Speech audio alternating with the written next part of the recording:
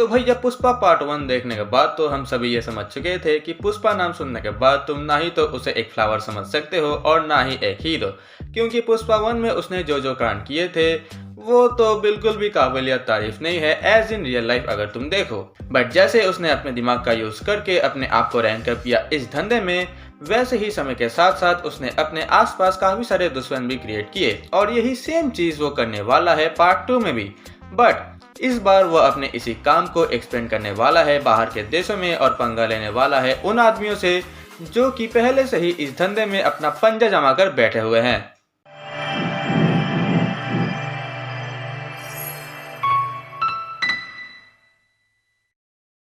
तो थोड़े बहुत स्पॉइलर के साथ शुरू करते हैं इसके कहानी को, जहां अब पुष्पा अपने स्मगलिंग के धंधे में काफी आगे बढ़ चुका है। वो जो बीच के एरू गेरू नत्थु खेरू लोग थे वो उनको सरपास करके सीधा जो असली खरीदार है वो उनसे जाकर के डील कर रहा है बाहर के देशों में, एंड इसी वजह से अब उसका प्रॉफिट काफी हद तक इंक्रीज हो चुका है। एंड वो जिन लोगों को सरपास करके अपना धंधा चला रहा है तो यही लोग आगे जाकर के पुष्पा के रास्ते में कांटे बनकर खड़े होंगे। अब इसके आगे तुम्हें यही देखना है कि ये लोग पुष्पा के रास्ते में क्या क्या मुश्किलें खड़ी करेंगे और क्या पुष्पा इन सब से लड़कर अपना धंधा आगे बढ़ा पाएगा या फिर नहीं। इन सब सवालों के जवाब आपको मिलेंगे पुष्पा 2 देखने के बाद। तो देखो, मैं तुम्हें सबसे पहले ही बता देता हूँ कि इस मूवी को लेकर मेरे कुछ मिक्स फीलिंग्स हैं। मतलब ये मूवी मुझे अच्छी तो लगी पर उतनी भी अच्छी नहीं लगी, एंड ऐसा क्यों हुआ इसके बारे में आगे बात करते हैं। सबसे पहले अगर बात करी जाए इस मूवी के कलर्स के बारे में, तो इस मूवी के जो कलर्स है वो कुछ कुछ पर्टिकुलर जगहों पर काफी सुंदर दिख रहे थे। एग्जाम्पल के तौर पर तुम ये वाला सीन ले सकते हो या फिर तुम वो वाला सीन ले सकते हो जहाँ पर पुष्पा काली माता के सामने डांस वगैरह कर रहा था। इस मूवी में जो कलर्स यूज हुए हैं या फिर जो कलर कॉम्बिनेशंस को यूज किया गया है वो काफी सुंदर दिख रहे थे। एंड मूवी के बीच बीच में तुम कुछ कॉमेडी सीन्स को भी देख सकते हो जो कि एक्चुअल में एंटरटेनिंग लग रहे थे।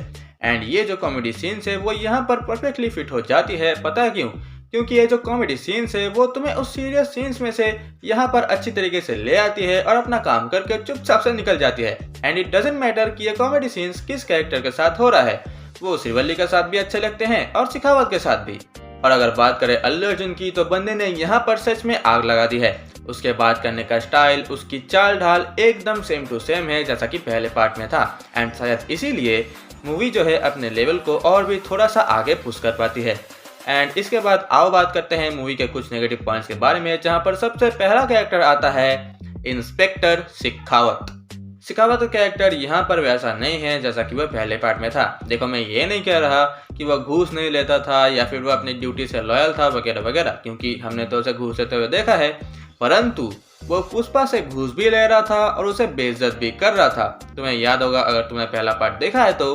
पर यहाँ पर वो बिल्कुल भी ऐसा नहीं है। अच्छा चलो, मैं तुम्हें थोड़ा सा बता देता हूँ कि यहाँ पर मंत्री जी ने काफी जुगाड़ लगाने के बाद शेखावत और पुष्पा के बीच सुलह करने का प्लान बनाया था। और ये प्लान सुनने के बाद ही भाई शेखावत ने तो एक पार्टी तक अरेंज कर ली कि अब वो और पुष्पा एक बेस्ट फ्रेंड बनने वाले हैं।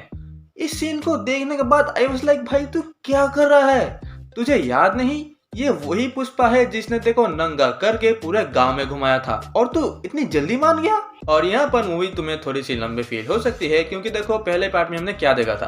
पहले पार्ट में हमने ये देखा कि पुष्पा कैसे एक मामूली मजदूर से पूरा सिंडिकेट का लीडर बनता है और उसके बाद तो फिर उसका फैमिली का मैटर चल ही रहा था। बट यहाँ पर ऐसा नहीं होता।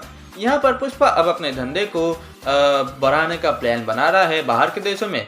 फिर उसके बाद उसका फैमिली मैटर कंटिन्यू हो ही रहा है। फिर उसके बाद उसका 36 का आंकड़ा चालू है शेखावत के साथ। एंड इन सब के ऊपर भी एक नया कैरेक्टर आकर पुष्पा से पंगा लेने की कोशिश कर रहा है। एंड जब ये सारी चीजें एक साथ तुम देखोगे तब तुम्हें ये मूवी थोड़ी सी लंबी फील जरूर होगी। एंड देखो, गाने वगैरह के बारे में तो क्या ही बताना, वो तो सबको पता ही है कि कौन कितना पानी में है। खैर, अगर तुमने अभी तक ये मूवी नहीं देखी है तो जाकर इसको एक बार देख लो और उसके बाद तुम अपना ओपिनियन मुझे कमेंट में जरूर बताना। और लाइक शेयर सब्सक्राइब तुम अपने हिसाब से कर देना। बाकी मैं चलता हूँ, मैं तुमसे फिर मिलूंगा किसी नए वीडियो किसी नए टॉपिक के साथ। तब तक के लिए अलविदा।